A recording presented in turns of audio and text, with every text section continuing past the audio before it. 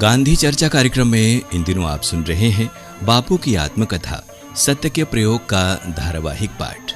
आज सुनिए इसकी दूसरी कड़ी।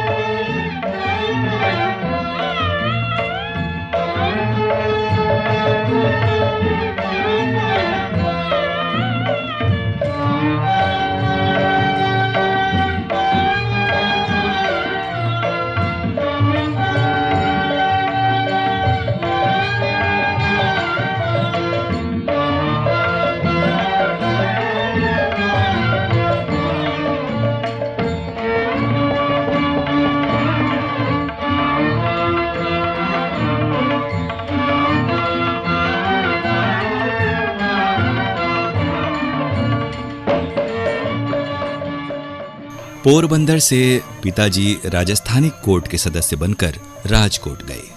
उस समय मेरी उम्र लगभग 7 साल की रही होगी। मुझे राजकोट की ग्रामशाला में भर्ती किया गया। इस शाला के दिन मुझे अच्छी तरह याद हैं। शिक्षकों के नाम धाम भी याद हैं। पोरबंदर की तरह यहाँ की पढ़ाई के बारे में भी जानने लायक कोई खास बात नहीं है। मैं मुश्किल से साधारण श्रेणी का विद्यार्थी रहा होऊंगा। ग्रामशाला से उपनगर की शाला में और वहां से हाई स्कूल में। यहां तक पहुंचने में मेरे 12वां वर्ष बीत गया। मुझे याद नहीं पड़ता कि इस बीच मैंने किसी भी समय शिक्षकों को धोखा दिया हो, न तब तक किसी को मित्र बनाने का स्मरण है। मैं बहुत ही शर्मीला लड़का था। पाठशाला में अपने काम से ही काम रखता था। घंटी बजने के समय पहुंचता और पाठशाला के बंद होते ही घर भागता। भागना शब्द मैं जानबूझकर लिख रहा हूं, क्योंकि किसी से बातें करना मुझे अच्छा नहीं लगता था। साथ ही ये डर भी रहता था कि कोई मेरा मजाक उड़ाएगा तो। हाई स्कूल के पहले ही वर्ष की परीक्षा के समय की एक घटना उल्लेखनीय है। शिक्षा विभाग के इंस्पेक्टर जॉयल्स विद्यालय का निरीक्षण करने आए थे।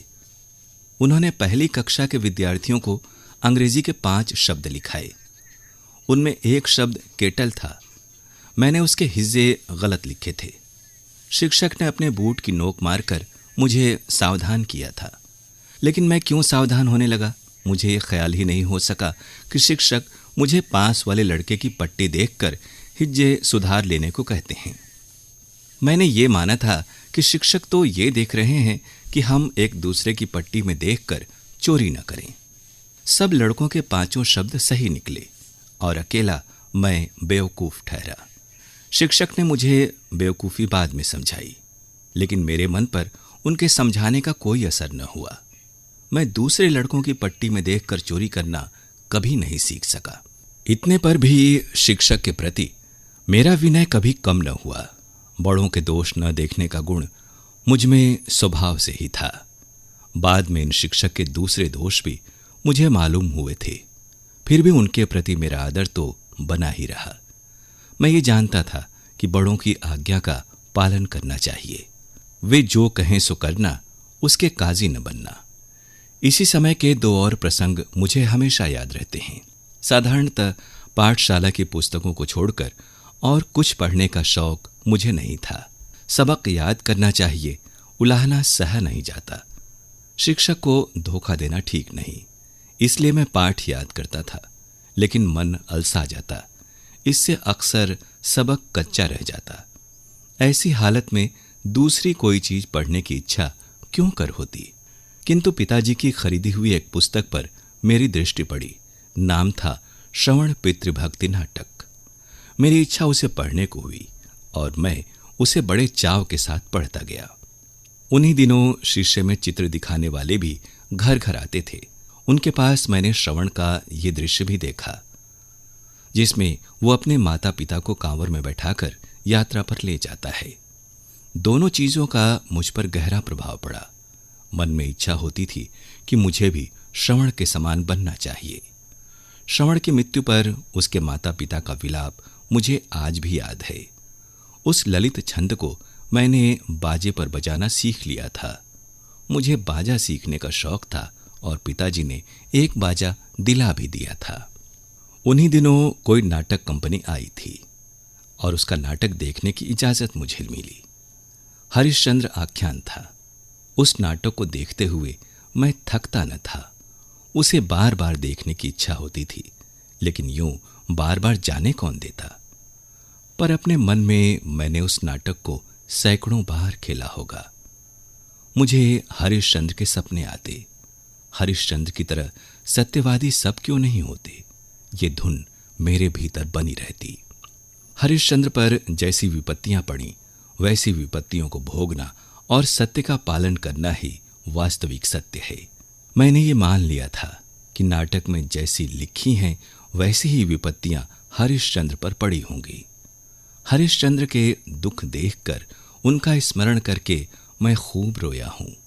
आज मेरी बुद्धि समझती है कि हरिश्चंद्र कोई ऐतिहासिक व्यक्ति नहीं था। फिर भी मेरे विचार में हरिश्चंद्र और श्रवण आज भी जीवित हैं। मैं मानता हूं कि आज भी यदि मैं उन नाटकों को पढ़ूं तो मेरी आंखों से आंसू बह निकलेंगे।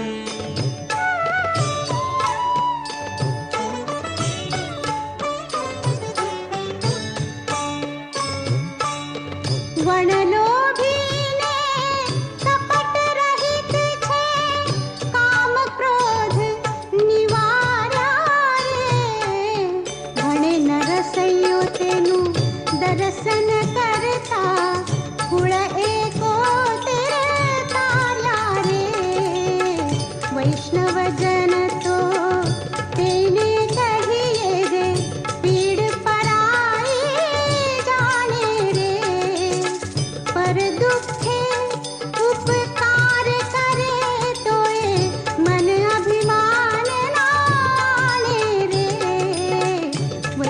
वदन तो